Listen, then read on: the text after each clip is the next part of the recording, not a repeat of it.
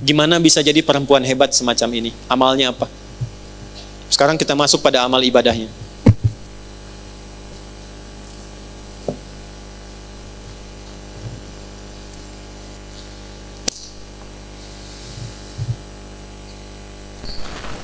Jadi kalau ibu ingin naikkan level, mendekati Sayyidah Aisyah, ya, kan ada level ingatan tuh 4 ya bu, ya. 1, cepat ingat lama lupa, oke.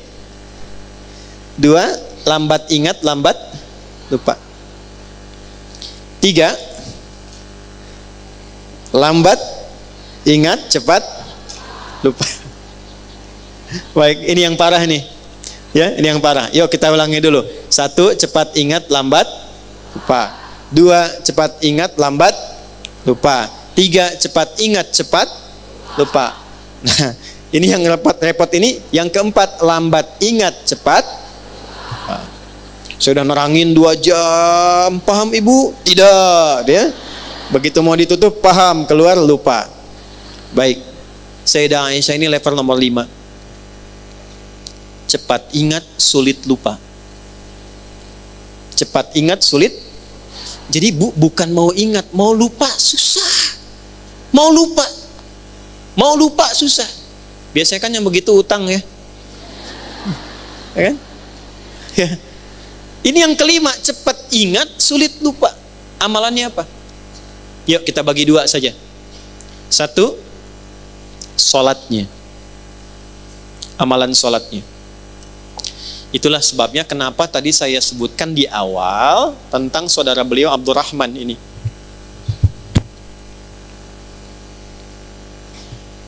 Sepeninggal Nabi Sallallahu Alaihi Wasallam, Sayyidah Aisyah itu masih konsisten mengerjakan semua arahan Nabi.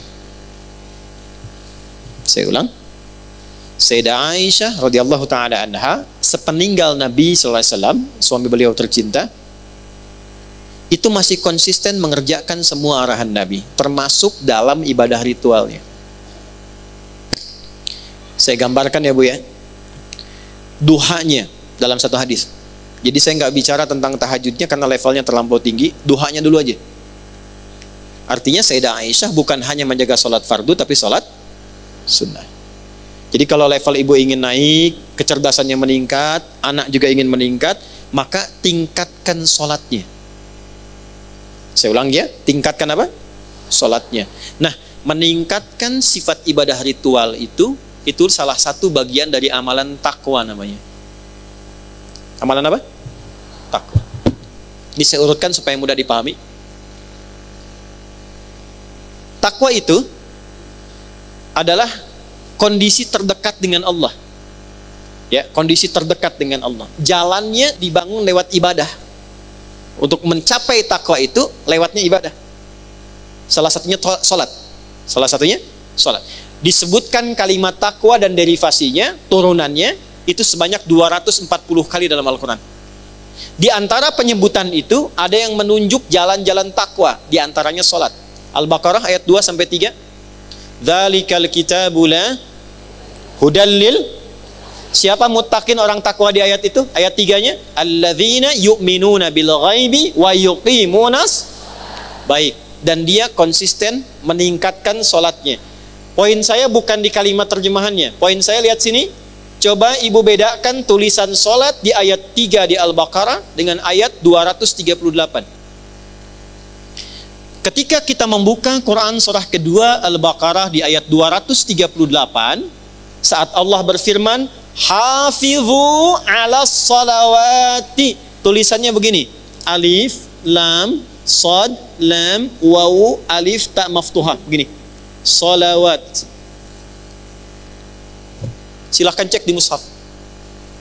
Tapi ketika Allah berfirman di Al-Baqarah ayat 3, alladzina yu'minuna bil ghaibi wa yuqimunas shalah, perhatikan tulisannya begini, lihat mushafnya terjemahan kalau tidak percaya, alif, lam, sad, lam, waw, fathah tegak begini, tak marbutah. Silahkan cek. Apa bedanya jika kita mengacu kepada Al-Baqarah ayat 238, hafizu ala salawat begini, Ini maksudnya sholat fardu, sholat wajib. Ada berapa jumlahnya? 5 waktu. 2, 4, 4, 3, 4. Itu rumusnya. 2 subuh, 4 zuhur, 4 asar, 3 maghrib, 4 isya. 2, 4, 4, 3, 4. 5 waktu. Banyak tidak? Banyak, karena itu jumlahnya 5 kan? Jama'. Tapi kalau ibu ingin menambah dari yang fardu itu dengan tambahan sunnah, sebelum subuh ada 2 rakaat.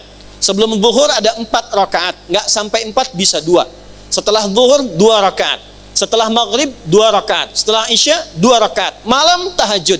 Nah, kalau itu ditambahkan pada yang fardu, bukan sekedar yang fardu saja, maka robah kalimatnya dari ciri yang pertama begini kepada bagian yang kedua begini. Alladzina yu'minuna bil ghaibi wa yuqimunas. Nah, ini bentuk yang kedua, as-shalah, alif, lam, shad, lam, waw, fathah tegak, tak marbutah. Nah, orang takwa di Quran itu disifatinya dengan yang ini, yang kedua. Jadi ketika ibu ingin meningkatkan diri menjadi pribadi lebih takwa, naik levelnya, yang Allah tantang, challenge dari kita adalah naikkan dari yang fardu. Kalau salat 5 waktu itu wajib. Jadi yang tidak ingin naik level pun tetap 5 waktu juga. Ibu pengen levelnya naik, tapi jumlahnya tetap sama. Apa bedanya dengan yang standar? Jelas? Nah, ketika disebutkan naikkan takwanya, tingkatkan takwanya, salah satu caranya sholat. Begitu ini optimal, naik. Apa kaitan takwa dengan kehidupan kita? Tadi saya contohkan Sayyidah Aisyah begitu tinggi ilmunya. Hubungan takwa dengan ilmu ditemukan di Quran surah kedua Al-Baqarah di ayat 282. Satu-satunya ayat paling panjang dalam Al-Quran. Lihat langsung ke bagian bawah paling pojok sebelah kiri. Lihat ujung ayatnya. Quran surah kedua Al-Baqarah ayat 282 sebelah kiri, lihat ujung paling bawah. Wattaqullah, tingkatkanlah takwamu kepada Allah, wa yu'allimukumullah. Semakin meningkat takwamu, Allah tanamkan, ajarkan dan tambahkan pengetahuan pada dirimu. Jadi akselerasi, percepatan pengetahuan itu bukan hanya ditempuh dengan ikhtiar kita untuk menghafal dan belajar. Kalau pengen cepat dapat aksesnya, dekati pemiliknya. Yang punya ilmu siapa? Allah. Yang punya harta siapa? Allah. Ya, alhamdulillah Allah titipkan pengelolaan sebagai amanah tempat ini kepada Bu Anita. Punya akses dengan Bu Anita, cepat nih bisa pesan tempat nih. Bahkan kita bisa pesan, Bu, kalau bisa besok-besok di depan ada domnya ya, supaya yang di luar itu misalnya bisa lebih nyaman. Sepakat? Insya Allah jadi pahala misalnya ya. Nah, itu bisa lebih cepat diwujudkan ketimbang saya bilang sama Teh Nanet ya, atau Bu Novi misalnya. Kenapa? Karena aksesnya cepat. Sekarang Anda bayangkan yang punya ilmu siapa? Kalau kita mendekati Allah, maka Allah sendiri yang menyampaikan, aku berikan percepatan tambahan pengetahuan di luar batas standar manusia. Itulah sebabnya orang dulu tuh tahu betul, kalau ingin cepat pintar yang diajarkan sholat dulu, Bu. Pernah dengar Abdullah bin Mas'ud? Abdullah bin Mas'ud itu belajar bahasa Persia, dan Ibnu Abbas itu belajarnya cuma 3 hari. Langsung menguasai bahasa asing 3 hari. Pernah dengar Ibnu Sina? Avicenna? Ya kan? Bapak kedokteran? Avicenna itu ibu bapaknya paham betul tentang fikih ini. Ini ada nasabnya. Maka dari kecil yang diajarkan cuma 2, Quran dan sholat, Quran dan sholat. Avicenna, cek di sejarahnya, kalau lupa sesuatu itu bukan buka buku, datang ke masjid, sholat 2 rakaat dan ingat apa yang tadi terlupa. Semua. Makanya kalau ibu cek, kenapa Nabi mengajarkan pada orang tua dengan ketat? Dari kecil anak itu ajarkan sholat. Pernah dengar hadis ini? Usia 7 tahun ajarkan anakmu apa? Kalau 10 tahun masih bandel maka lakukan apa? Pukul. Bukan. Itu terjemahannya kurang tepat, bukan dipukul. Ya, bukan dipukul. Terjemahannya adalah berikan pelajaran yang membuat dia mengerti. Doroba itu bukan hanya memukul, asalnya memberi pelajaran, memberi contoh. Doroballahu mathala, Allah ngasih contoh. Di Arab itu ngasih contoh, kebiasaannya mukul dengan halus. Di kita tidak harus mukul, uang jajan tahan. Itu bisa begitu. Nah, kenapa dari kecil itu sholat yang ditekankan? Dua tujuannya, supaya anak jadi baik, yang kedua dekat dengan Allah, kepintarannya meningkat. Tapi orang tua sekarang saya perhatikan luar biasa advance. Ya, anak TK-nya sudah manasik gitu. Ya, Nabi tekankan sholat, ini sudah manasik, ya, level kelima tuh. Ini kan level 2. Jelas ya? Wattaqullaha yu'allimukumullah. Sekarang lihat cara sholatnya Sayyidah Aisyah saat duha. Duha itu sholat fardu atau sholat sunnah? Perhatikan kesaksian dari keponakan beliau. Aku ke rumah bibiku dan menyaksikan bibiku sedang sholat duha. Dalam satu riwayat membaca surat Tur, surah ke-52. Ketika sampai pada bacaan tasbih, beliau bertasbih dan menangis dalam tasbihnya. Perhatikan baik-baik ya. Semua biografi, cerita tentang orang-orang hebat di masa lalu selalu memberikan kita informasi, tidak pernah mereka membaca apapun kecuali paham apa yang dibaca itu. Minimal tahu artinya, Bu. Nih ya, saya tuliskan. Saking paham dan mengerti tentang ayatnya, saya lihat bibi saya itu bukan sekedar baca diulang sampai menangis. Sesegukan kalau bahasa kita itu, saking merasakan dalamnya ayat itu untuknya. Karena lama, ini baru satu ayat, karena lama baca itu, saya putuskan saya ke pasar dulu untuk beli sesuatu. Begitu saya kembali, saya lihat bibi saya masih baca ayat itu dan masih nangis seperti tadi. Ibu kesini, lihat teman ibu sedang sholat, baca Al-Ikhlas, saking ikhlasnya nangis misalnya. Ya. Baru nyebut Allahus Samad, ingat semua masalah misal. Ya. Nanti ada sanadnya, Bu. Al-Ikhlas itu ada sanadnya. Nanti saya cerita di akhir ya, tolong diingatkan. Misalnya begitu Allahus Samad diulang-ulang, sudah 5 menit belum selesai. Ibu putuskan saya ke Kosambi dulu aja deh, ntar kesini lagi. Begitu kesini lagi masih di ayat yang sama, masih nangis, dan itu yang dikerjakan sholat sunnah. Itulah Sayyidah Aisyah.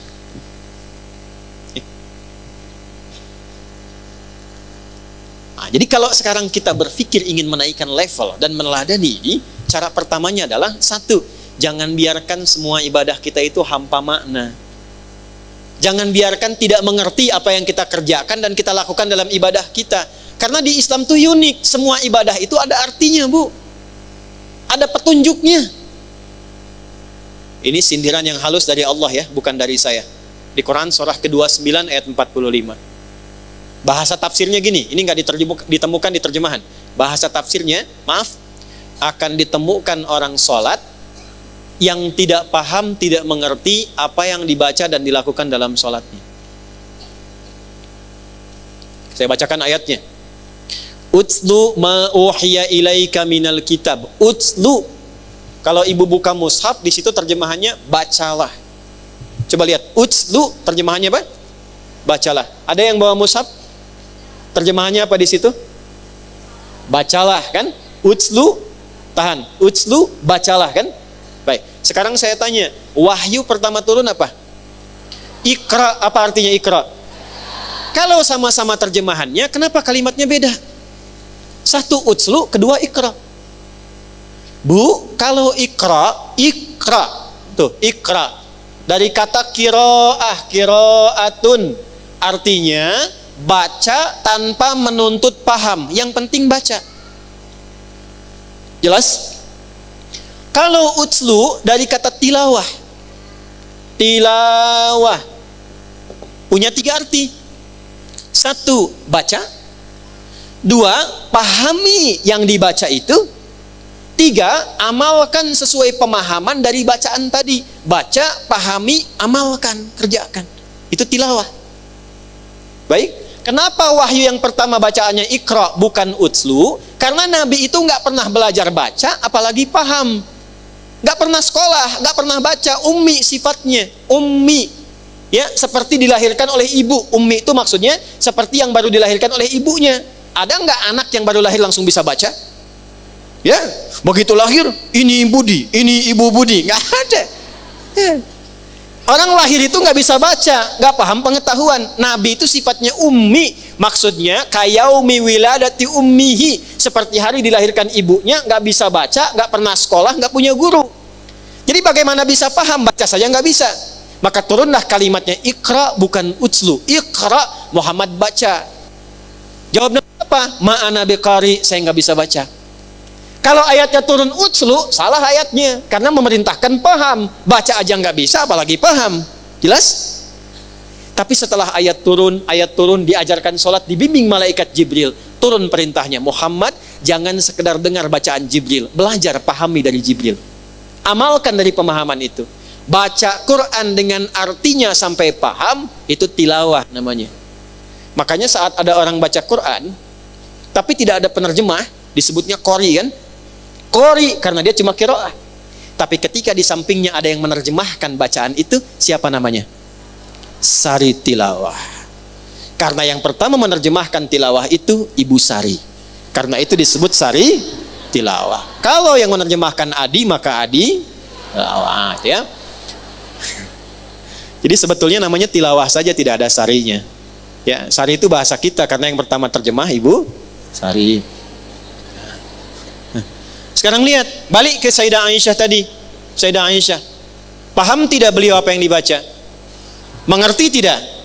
Kenapa? Karena paham ayatnya. Perhatikan, utslu ma uhya ilaika minal kitab. Muhammad, sebelum tunaikan sholat, baca dulu. Pahami dulu ketentuan dalam sholat. Pahami dulu yang mau engkau baca dalam sholat. Wa aqimis sholat, setelah paham, baru kerjakan sholatmu. Itu yang menjadikan sholat kita itu jarang khusyuk. Itu yang menjadikan orang-orang yang sholat itu jarang khusyuk. Karena nggak ngerti yang dibaca. Coba jujur ya, saya tanya nih. Ibu ribuan kali ruku dan sujud, paham nggak yang dibaca dalam ruku? Ngerti nggak ada yang dibaca dalam sujud? Nah itu yang menjadikan ketika sholat, setan itu begitu leluasa menggoda. Ini dari Nabi ya, kisi-kisinya nih. Ada di Abu Daud. Ada setan khusus, catat nih, setan khusus yang tugasnya menggoda orang sholat. Tadi kan kita sepakat kurikulum fikih kuburan ya. Tambahan satu lagi nanti kita belajar insya Allah fikih setan. Nah, belum pernah ada kan? Malaikat ada 10, setan jenisnya ada 9 yang pokok. Perhatikan, kalau tidak tahu setannya, kita tidak tahu di mana jebakannya. Karena selama ini ternyata yang menjebak bukan hanya Batman, tapi setan. Okay. Nah ada setan khusus menggoda orang sholat. Tahu namanya siapa? Namanya Khanzab. Tugasnya dimulai kapan? Saat kita mulai bertakbir. Jadi gini kondisinya nih. Sebelum takbir, Nabi yang mengatakan nih, riwayatnya sebelum takbir itu kita bisa fokus, siap-siap. Tapi begitu tangan diangkat dan lisan mengucapkan Allahu Akbar, fayaqulu syaitanu, maka Nabi mengatakan setan mulai bertugas. Uzkur kada, uzkur kada. Dia akan menampilkan kepada kita semua apa yang bisa diingat. Hatta la yash'ural musalli kam raka'atan yusalli, sehingga orang salat itu enggak fokus salatnya, bahkan dia bisa mengingat apa yang tidak ingin dia ingat, dan ada orang salat bahkan yang lupa berapa rakaat sedang menunaikan salatnya. Pernah terjadi? Allahu Akbar. Tadi terlupa ya, status belum diupdate ya, yang di Instagram, ya Allah tadi nyimpan sendal di mana? Jemuran belum diangkat. Itu semua. Baru takbir.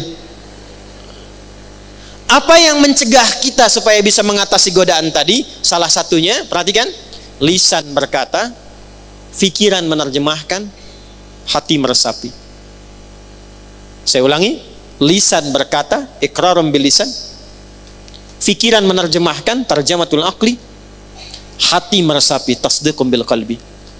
Idealnya begini Bu, Allahu Akbar, tangan diangkat, buang urusan dunia ke belakang.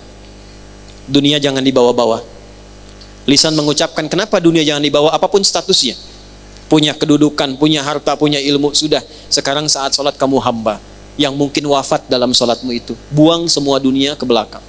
Katakan hanya Allah yang paling agung. Perhatikan baik-baik. Kalimat ini begitu diucapkan Allahu Akbar, terjemahkan di pikiran kita supaya setan tidak sibuk mengganggu pikiran kita. Ya Allah, Engkau yang maha agung. Lalu resapi dengan hati, katakan dalam hati, ya Allah, aku taubat selama ini, bahkan sebelum sholat, mungkin merasa yang paling hebat, merasa yang paling agung, merasa yang paling besar, yang paling hebat dibandingkan dengan suami, yang paling agung dibandingkan dengan teman, yang paling perkasa dibandingkan dengan tetangga. Aku taubat ya Allah. Itulah sebabnya ketika mengatakan Allahu Akbar, selanjutnya Allahumma ba'id baini wa baina khataayaya kama ba'adta bainal masyriqi wal. Perhatikan, ya Allah, aku mengakui dalam sholat pun ini aku masih banyak dosanya, masih banyak salahnya.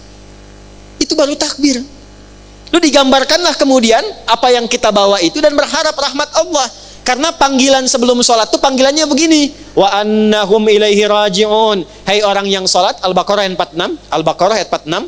Hai orang yang sholat, kalau pengen khusyuk, rasakan mungkin ini panggilan terakhir dalam sholatmu, mungkin dalam sujudmu engkau wafat. Itu kata Allah. Makanya imam di Kalimantan yang imamin subuh kemarin sungguh beruntung tuh. Begitu sujud meninggal. Kan sebelum sholat dipanggil dulu kan? Ya. Ibu Siti, ada Siti di sini? Ada. Ibu Nia ada? Dah, ini pasti nggak ada. Ini pasti nggak ada. Ibu Sisuka pasti nggak ada. Oke? Okay? Ibu Sisuka dipanggil Allah, artinya apa? Hah? Meninggal. Kita 5 kali setiap hari dipanggil oleh Allah. 5 kali. Pasti meninggal tidak? Tahu waktunya kapan? Mungkin hari ini? Kalau sudah tahu mungkin meninggal hari ini, kenapa masih sibuk dengan dunia? Kenapa kita tidak kelola dunia itu untuk mendapatkan ridho Allah? Maka dibalik, salatnya Bunda Aisyah, Sayyidah Aisyah radhiyallahu ta'ala anha, tidak pernah mengucap sesuatu kecuali paham apa yang diucapkannya. Dan itu yang mengajarkan siapa? Bapaknya. Bu Abu Bakar itu diminta oleh Nabi jadi imam, selalu menolak jawabannya. Jangan saya Nabi, jangan saya. Kenapa? Karena beliau itu kalau sudah takbir, itu langsung nangis. Nyambungnya itu lama. Bayangkan, sahabat Nabi, dekat dengan Nabi, kecil gaul dengan Nabi, dewasa jadi sahabat Nabi, mengeluarkan semua hartanya untuk Nabi, berjuang dengan Nabi, wafatnya dikubur di samping Nabi, anaknya jadi menantunya, ya, anaknya nikah dengan Nabi, Nabi menantunya, di surga bersama Nabi. Itu masih punya pribadi saat takbir, baru baca takbir langsung gemetar tangannya, nangis karena merasa masih ada dosa dalam dirinya. Ya Allah, saya masih banyak dosa.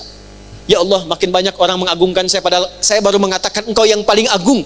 Sementara orang menganggap saya hebat, mengagungkan saya, menganggap saya punya kuasa, menganggap saya punya harta. Saya tobat, ya Allah, saya masih banyak salahnya. Itu Abu Bakar.